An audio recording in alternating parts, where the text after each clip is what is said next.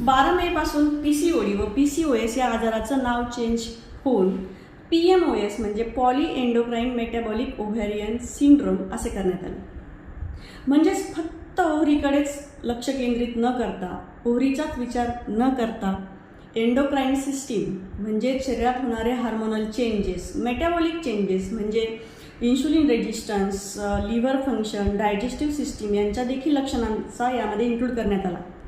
म्हणजेच फक्त ओव्हरीवर केंद्रित न करता हार्मोनल इम्बॅलन्स आणि मेटाबॉलिक चेंजेस याकडे देखील लक्ष देणं गरजेचं आहे.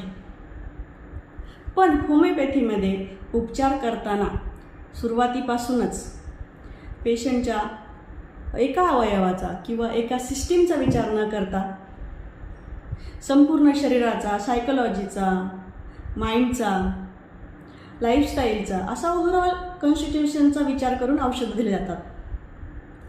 तर आता PCOD आणि PCOS नाही तर PMOS म्हणजे poly endocrine metabolic ovarian syndrome.